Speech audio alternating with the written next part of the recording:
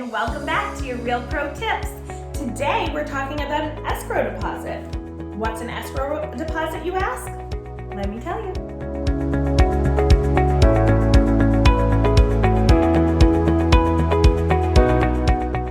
So, you've gone to see a bunch of homes, you've put an offer on your absolute favorite, and now you have to deliver an escrow deposit. What is an escrow deposit? This is a great question. So an escrow deposit is essentially the cash that the seller is going to require you to deliver in order to solidify the contract for purchase. So it's their little kind of making sure you have some skin in the game, okay? And this escrow deposit amount varies from state to state, but in New Hampshire, it's typically 1% of the purchase price. So if you're buying, let's say, a $300,000 home, you're talking about $3,000 or $5,000. In the current market, it's getting higher because people really want to know that you're in it to win it, so to speak.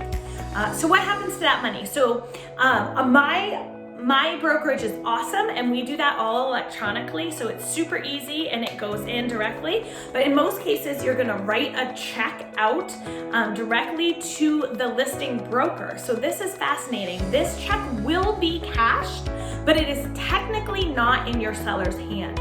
It's held by what we call the escrow agent, which in most cases is the listing broker. In some cases, it can be the buyer's broker. And it's kept in a separate account, separate from the rest of the funds for that broker.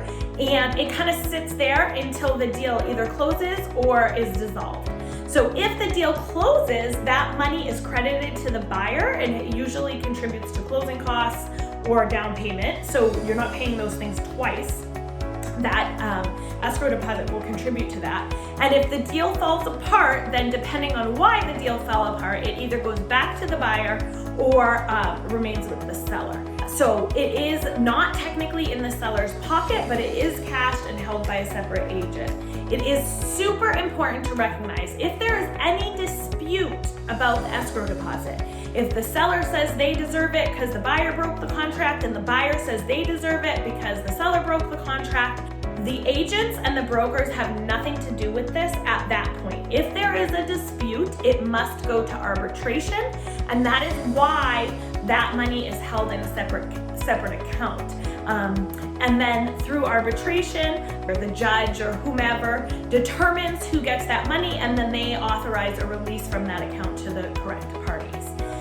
So I will tell you, in the state of New Hampshire is very buyer friendly. So almost always that money goes back to the buyer unless there's some very egregious breach of contract, of which your agent should make you aware prior to moving forward in that direction. If you have any questions about this, please don't hesitate to give me a call. Even if you weren't my client, I'm happy to help or direct you to someone who can. Let's always dream big and work together to make those dreams a reality.